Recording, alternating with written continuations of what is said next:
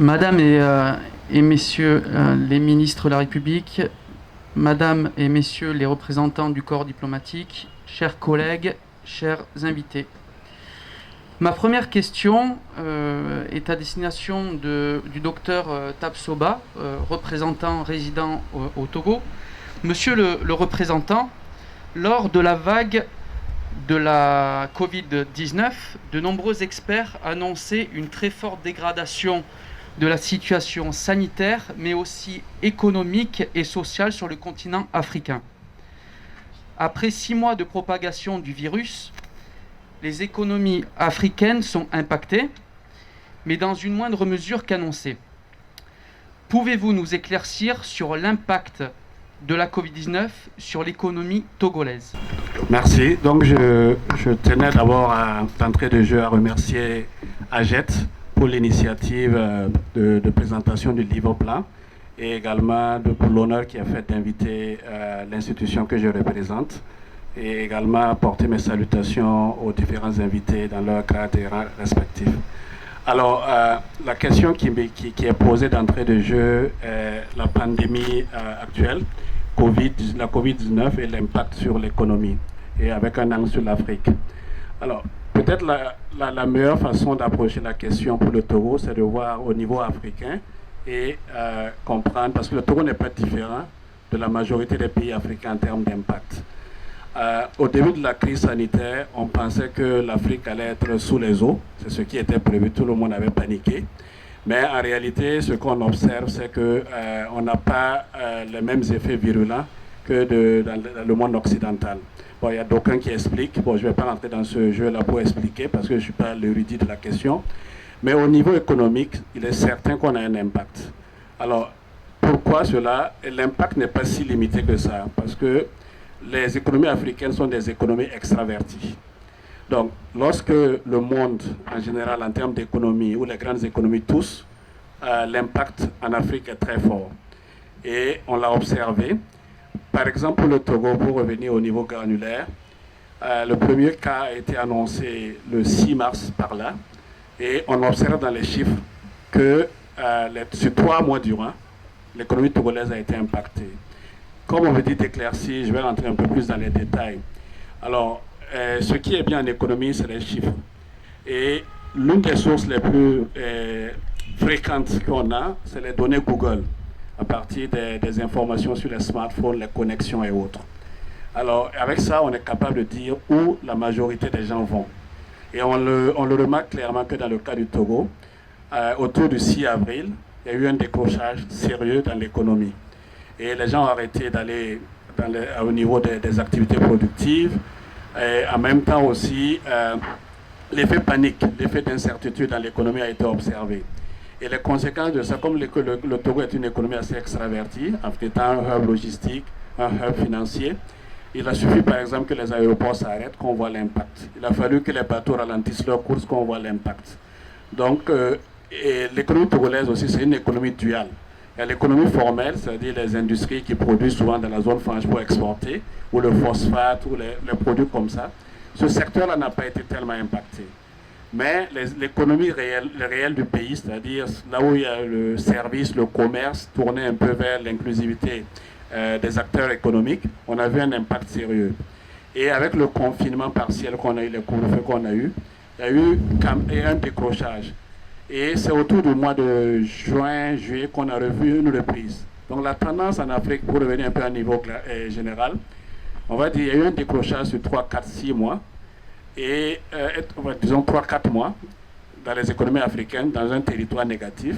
Et au bout du mois de juillet, juin, on revoit une reprise. Ça, c'est une tendance qu'on voit dans toutes les économies africaines. Alors, l'idée qui est intéressante ici, c'est qu'il se peut que depuis la reprise, on puisse compenser les pertes qu'on a eues durant les 3 mois qui sont sévères. Mais il y a le stigma aussi. La Covid-19 a un impact transitoire comme un impact permanent. Il y a tous ces aspects-là à voir.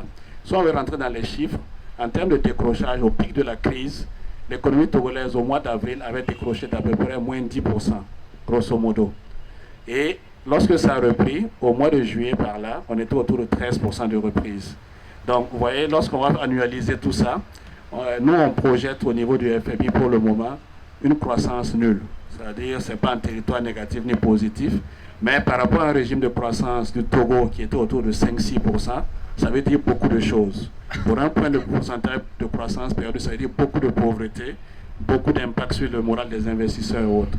Donc, pour résumer un peu la réponse et être bref, la Covid-19 a eu un impact sur l'économie togolaise, mais elle n'est pas spécifique à l'économie togolaise. Je crois que tous les pays africains ont subi ça d'une certaine manière. Là où le Togo a été très frappé, c'est parce que le Togo est une économie plus extravertie que les autres. Et il n'y a pas assez de levier intérieur de croissance pour soutenir cette croissance-là. Si on compare d'autres pays qui sont plus diversifiés, malgré cet effet-là, ils ont repris plus vite que le Togo. Donc je vais m'arrêter là en disant que nous projetons une croissance nulle sur l'économie togolaise, ce qui est un décrochage d'à peu près 6 points du fait de la Covid-19. Merci. Merci beaucoup, docteur. C'est une réponse très claire et qui nous assure en fait de la continuité de l'activité économique au Togo. On est très serein. Ma deuxième question est la destination du directeur général de la SFI, Monsieur Balié-Blésiri. Votre récente nomination, pour laquelle je vous adresse toutes mes félicitations, marque la volonté de votre organisation, la Société financière internationale du groupe Banque mondiale, d'accompagner le Togo dans le développement, d'accompagner que la Banque mondiale accompagne le Togo dans son développement. Qu'est-ce qui justifie cette redynamisation du partenariat entre le Togo et la Banque mondiale, sachant que les investisseurs, lorsqu'ils viennent généralement au Togo, ils sont confrontés à deux problématiques majeures. La première problématique, c'est le fait que le Togo est un petit marché et que le coût de la production est élevé. Quels sont les atouts et les opportunités qui vous ont incité à venir investir au Togo? Merci beaucoup, merci à messieurs les ministres, madame la ministre, à tout le corps diplomatique, au directeur de la JET et à tous les membres ici présents. Donc rapidement, juste pour apporter une petite clarification au niveau des appellations. En fait, le groupe de la Banque mondiale, c'est 5 institutions. Donc la première, donc la BIRD et l'IDA, qui sont généralement connus sous le terme Banque mondiale. Donc la Société financière internationale, le MIGA, qui est un fonds de garantie, et le CERDI, donc l'ICSID, qui s'occupe de règlement des conflits. Et juste pour vous donner une petite présentation de la SFI, alors la SFI qui existe depuis déjà une soixantaine d'années, c'est 22 milliards de dollars investis jusqu'en d'investissement cumulé en 2020. La SFI, comme la Banque mondiale, est présente sur tous les continents. On investit principalement dans le secteur des infrastructures, de la manufacture, de l'agro-business, de l'agro-industrie, des services.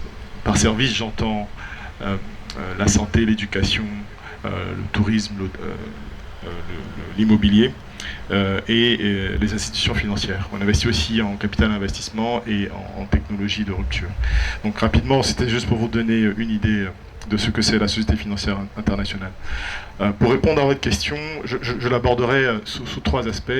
Le premier, qui correspond à la stratégie de la SFI, donc, qui est de se rapprocher de nos clients.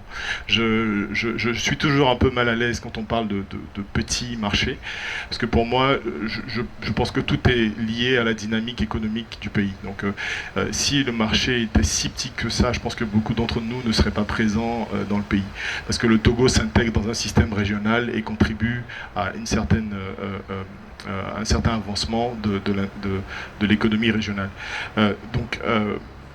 Le premier aspect, donc, qui est la stratégie du groupe de la Banque mondiale, qui est de se rapprocher de nos clients. On est sorti de ce paradigme qui est du business as usual, donc financer des gros projets d'infrastructure de façon générale. Et des projets à 200 millions de dollars, ça court pas les rues. Et donc du coup, il nous faut descendre d'un cran pour être plus proche de nos clients et en fait des entrepreneurs des pays qu'on accompagne. Et ça signifie justement apporter du capital humain, ma présence, et apporter aussi physiquement donc l'ouverture d'un bureau qui a été motivé aussi par la vision du chef de l'État il y a 1 an de cela. Alors, ceci étant dit, le Togo, la SFI au Togo, le Togo n'est pas nouveau pour la SFI. La SFI a déjà investi et mobilisé autour de 450 millions de dollars. En CFA, on parle d'à peu près, disons, 250 milliards de CFA. Notre objectif aujourd'hui est de travailler à l'accroissement de ce portefeuille d'investissement dans différents secteurs, hein, donc comme j'ai cité auparavant, mais avec un gros focus sur les infrastructures et l'agro-business. Et peut-être l'autre point sur lequel je voudrais insister, c'est que le Togo a plusieurs atouts. Le premier, c'est sa position géographique. Le Togo est historiquement au centre des échanges commerciaux de la zone et naturellement se retrouve dans une position où les échanges financiers sont courants entre les personnes. Ça justifie aussi la présence d'un certain nombre d'institutions financières sur le territoire togolais. Le Togo a un port autonome qui est le premier port de transbordement de la région. Le Togo, je ne sais pas si tout le monde le sait, mais le Togo est un des premiers fournisseurs de clinker dans la zone de UEMOA, notamment au Ghana, au Burkina et au Bénin. Le Togo est un des premiers, troisième pays réformateur dans le classement Doing Business du groupe de la Banque mondiale et premier en Afrique. Donc il y a pas mal d'avancées. Tout ça est aussi lié à la volonté des autorités de dynamiser l'entrepreneuriat et l'attractivité du pays pour que des investisseurs comme la SFI ou d'autres puissent intervenir. Bon, quand on a dit tout cela, il faut avoir aussi l'humilité de reconnaître qu'il y a encore du travail. Il y a encore du travail parce qu'on a besoin d'avoir de personnel qualifié, on a besoin d'avoir plus d'inclusivité, on a besoin d'avoir un accès à la connexion Internet qui est fonctionnelle, on a besoin d'avoir de l'énergie disponible et à un coût intéressant, on a besoin d'avoir des infrastructures qui fonctionnent, on a besoin d'avoir une meilleure productivité agricole et un meilleur accès aussi au financement. Donc tous ces éléments font partie de ce que j'ai envie de dire, de la panoplie de services que la SFI propose aujourd'hui. Et en tant qu'investisseur, je pense qu'on est au bon endroit, puisque le Togo c'est pas seulement des investissements qui servent que le Togo, mais qui s'intègrent dans un schéma régional qui s'appuie sur les forces des différents corridors qui existent aujourd'hui et qui permettront naturellement de drainer de l'investissement privé sur le Togo. Voilà, je vais m'arrêter là. Merci.